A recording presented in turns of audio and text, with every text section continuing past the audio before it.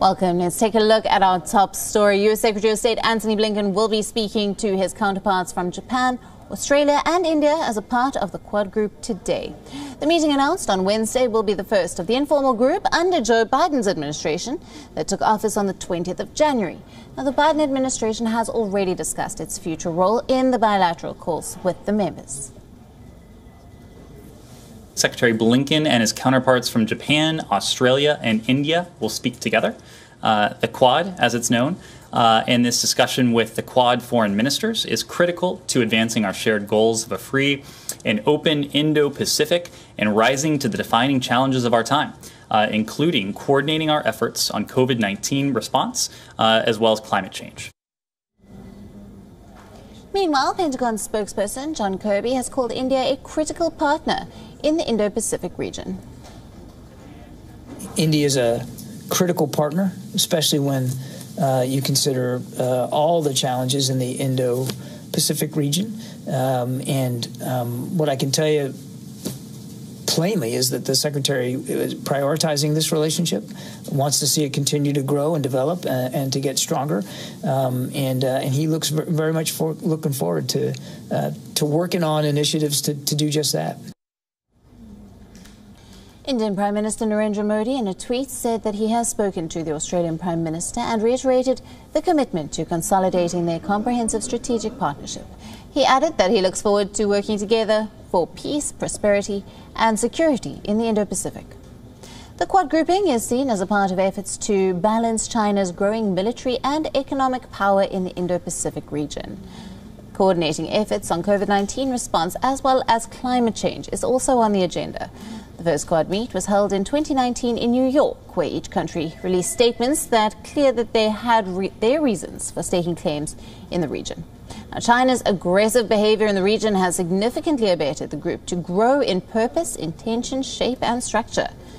Japan hosted an in-person meeting of Quad foreign ministers in October of last year. 4 countries also held their largest joint naval exercise in over a decade. Biden and Indian Prime Minister Narendra Modi agreed in a telephone call last week to strengthen Indo-Pacific security through the Quad. The Biden administration has continued its tough approach on China, and the grouping of the 4 major Indo-Pacific countries will boost the narrative.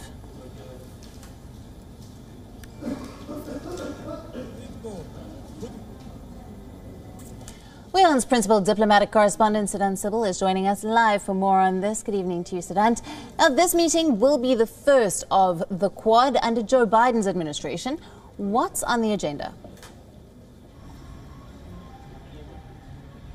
Well, Alison, this is a crucial meeting, and even as we speak, the meeting is expected to start any moment now. In fact, it's 11 p.m. in Canberra, 9 p.m. in Tokyo, 7 a.m. in Washington, and 5:30 p.m. here in Delhi. And of course, all these 4 ministers are going to talk about Indo-Pacific, the vision they share about, of course, the aggressiveness that China has shown. And of course, we know that this is the first such meeting under the Biden administration, just within 1 month of the presidency of Joe Biden. This meeting is taking place. So this is a reaffirmation of the policy of Washington, a continuation of Trump administration policy.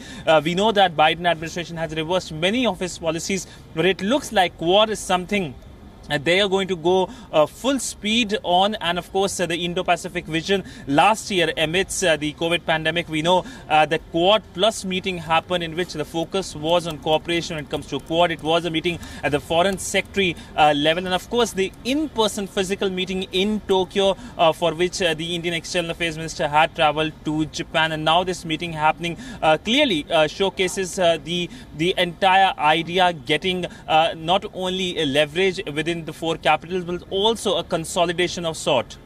Right, and Siddhant, the Pentagon spokesperson John Kirby has called India a critical partner in the Indo-Pacific region. Take us through the key roles that India plays in this region. Well, if you look at recent years, there has been the idea of Indo-Pacific vision backed primarily by New Delhi and Washington, and of course given support by democratic countries in the region, whether it's Tokyo, whether it's Canberra, and of course the centrality of ASEAN as well. But if we particularly talk about India-US relationship, this is a relationship which is much celebrated when it comes to defense cooperation, given the fact that he is the Pentagon spokesperson.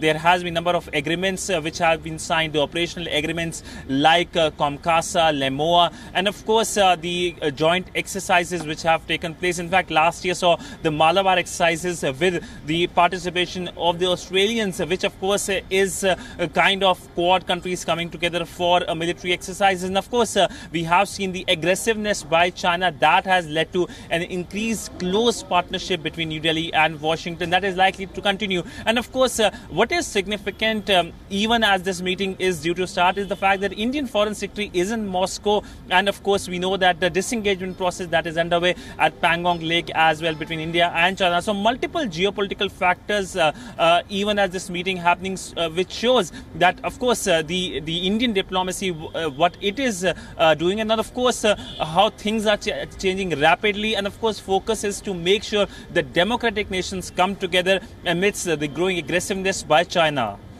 Sudan, thank you very much for bringing us those details, and you will of course be keeping us up to date with the outcomes of that meeting. WION, now available in your country.